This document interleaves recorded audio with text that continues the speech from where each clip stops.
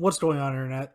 Iron Jordan here. And today is the start of a new series that I want to begin on the channel, and that is going to be deck theory when it comes to the different decks in the One Piece TCG. Now, I'm starting with Doflamingo, Donquixote, Dofi for short, because this is the deck that I play the most. This deck, I don't even think it's an exaggeration to say that I have about 100 games in testing, in tournament and online with this deck. I am enamored with it. It is definitely my favorite deck to play. And Doflamingo himself, just his design is one of the reasons why I kind of started reading One Piece, because I had to get to this guy. And so I am what I would consider to be pretty knowledgeable in this deck and the choices that you make when building and playing the deck. And so what I want to do is impart that knowledge onto you guys. In this channel, I'm not going to be a hyper competitive minded player. I am going to be somebody who wants to help others be competitive. I am, coming up on 30 years old. Don't have the dream of like winning a big major event anymore. But if I can help somebody do that with my deck theory, as I've always been a brewer. I've been a brewer for as long as I've been playing card games, whether it be in Magic or in Yu-Gi-Oh or in Dragon Ball. Specifically in Dragon Ball, I've brewed quite a lot of decks in Dragon Ball that went on to do some cool things in mid-level events or whatever. But I really do love brewing. I love playing this game, and if I can impart some of my knowledge to you guys to help you guys, understand a deck better or whatever, then that is the goal of this series. So we're looking at a incomplete deck here. We're on One Piece card game dev. This is probably the go-to website when it comes to building decks and importing them into like the sim and stuff like that. But what we have in front of us are what I would consider to be the Dofi core. So this is 25. No, I'm sorry. This is 29 cards. A little bit, no, 28 because it's counting the leader. That I would consider to be Dofi's main core. You have the Trafalgar Law, which is a 1-drop blue blocker. You have the Perona, which sets up your top 5. The Dofi, which is a blocker that sets up your top 5. The Teach, which is a bounce. You have the Boa Hancock, which is probably the best generic warlord because she draws cards. Gecko, who on play draws a card. And then Mihawk, which is your 2K counter. This is what I would consider to be the bread and butter of Dofi. Now, I will show you guys my list that I have been playing at the end of this. I am pretty square on about 46 of the cards in my list, but there are about 4 flex spots that change from tournament to tournament, from locals to locals, from testing to testing, that I'm not completely sold on, but I think that will change in set 2, and we'll talk about that a little bit as well. But these are the 28 cards, playing a playset of all of them, that I think most Dofi decks are going to be on, and most Dofi decks should definitely consider being on. Now, the next thing we're going to pull up is going to be the cards that are the considerations. There are a lot of considerations to make. These are the cards that fill out the rest of your deck. I'm going to go ahead and say right now that I think the best cards to fill out your deck with are the Alvida 2K counter. I think that most successful decks are going to play 4 of this card. And then I also think that most successful decks are playing some number of Bartholomew Kuma along with the Pacifista engine, whether that just be the vanillas like some people are running, or with the blocker Pacifistas as well.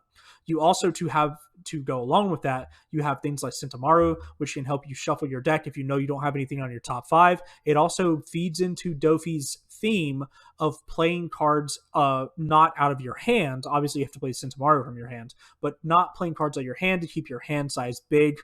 And you can do this on at will as well. So you can get a good shuffle. So maybe your next top 5 search will be really good, and then you can set up from there. Or you can just continue to play Pacifistas out of your deck, which is always a good idea. So I think that if you're playing Kuma, you definitely play, obviously, some number of Pacifistas. Typically, I like to go with 6 Pacifistas, 4 vanillas, 2 blockers, and then 4 Sentamarus. And that is the bulk of your deck there with 4 Kumas. There are obviously some more choices you can make. You can play the Smiley engine, where you play 4 Caesar Clowns.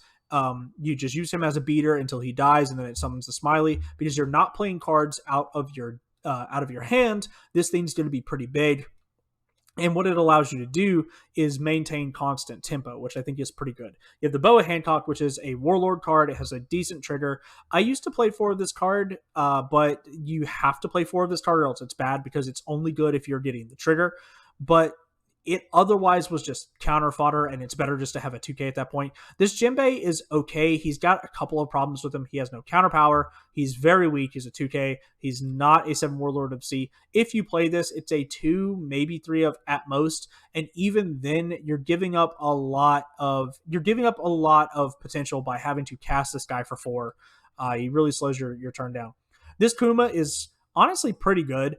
The 2-drop Bartholomew Kuma. It has a decent trigger. It swings for 3K, which isn't the biggest, but also it's not only 2 Dawn to make it swing is fine. Also, it looks at top 3. It's a decent play if you're going second and you don't have Perona as a turn 1 play to set up your Dofi play. This Gekomori is fine. For the most part, he is usually a vanilla. Sometimes he has double attack, but honestly, you would rather be playing the other impactful Warlords. It is still an option, and I do know people who play it for sure. I just personally don't love it over, not playing Kuma or whatever. This Crocodile, again, mostly a 4-drop 5K vanilla, but you can play it. Sometimes it can have blocker. It's a promo, so a lot of people aren't going to have it anyway. This Jinbei, I think, is definitely an auto-include in some number whenever we're able to get our hands on them eventually. These are currently for the Treasure Cup, I believe, which are the online. No, they're not online. They're either for the online regionals or they are for the Treasure Cup, which is like 3 to 5 events across North America that are in person. Obviously, we talked about Pacifist already. Virgo, lots of people play this at like 2 or 3. This is mostly to smooth out your mid game.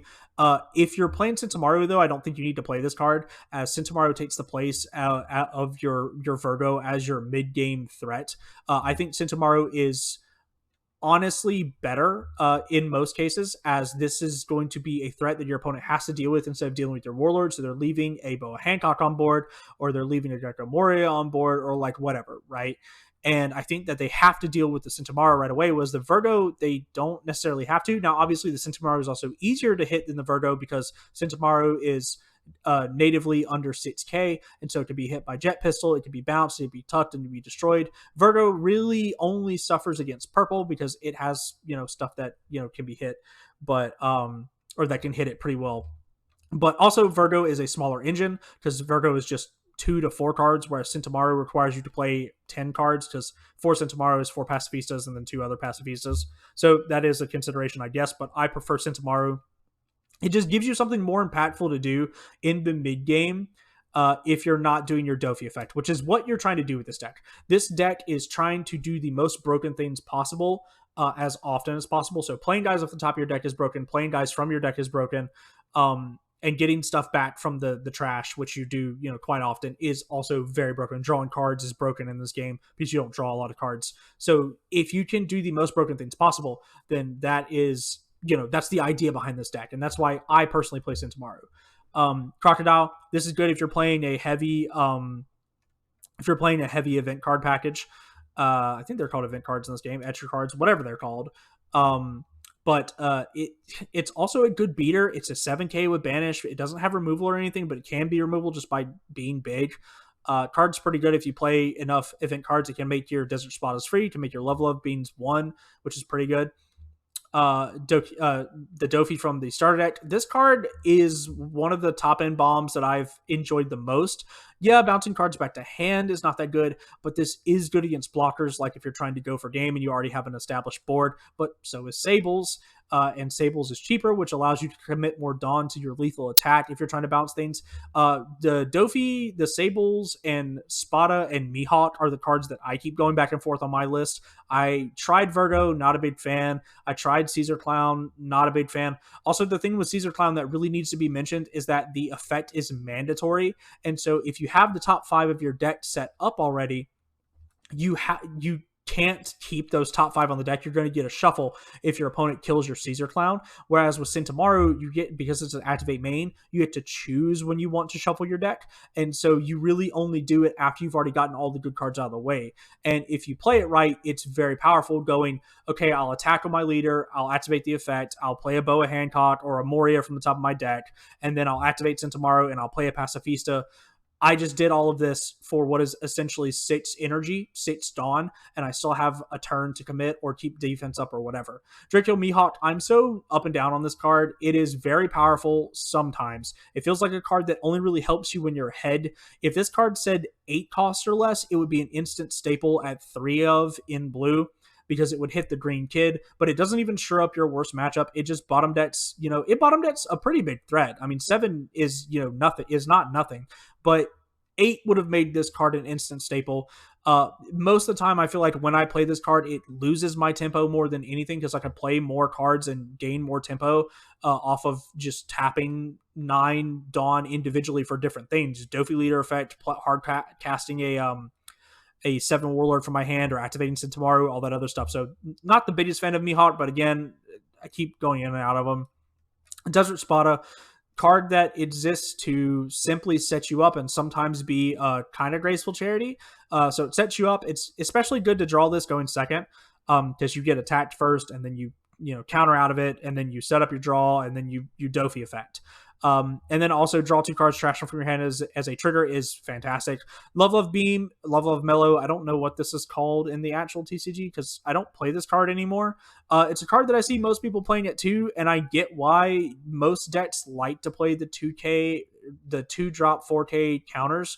I just would rather tempo my opponent out, and so I've never seen the reason to use this. And then Sables, it's another card that is, I honestly like, very slept on. 4-drop to bounce a 7 or less is very on rate, and then it also has the activate main that can come up against more aggro decks like Red, where they hit you with 1 card, and then you trigger this, and then you bounce another card back to your hand, that if that card doesn't have haste or doesn't have rush, and then they just, you just ate 2 attacks for 1, basically. Doesn't come up a lot, but it does. It's very good when it does, but you play 4 of it for that reason, right? So this is the list that I have decided on. This is the list I'm actually going to be taking to locals this week. Man, I feel, like I said, I feel very good about 46 cards in this deck. I just don't know about these 4 back here. I feel so good about these ratios here, and it just has carried me to so many wins. My record with Dofi is pretty high. I mean, in 100 games, I've lost less than 10 of them through competitive and casual play. And it's just been very, very good, or maybe even over 100 games. Like, it's not a stretch to say that. This deck is good, and it will carry you. And especially, like, if you're just a decent, like, I'm not great at card games. Like, I'm fine. I'll win locals every once in a while, but I'm not the best player at locals most times. And this deck carries pretty hard. So, as long as you're just average. So, again, I gotta find something with these 4. I think in set 2 we get some really cool cards for Dofi, some new Warlords. There's a 1-drop Dofi that is like a mini Perona. It doesn't have counter, and it looks at top 3, but it does have an on-field effect, which is kind of relevant sometimes.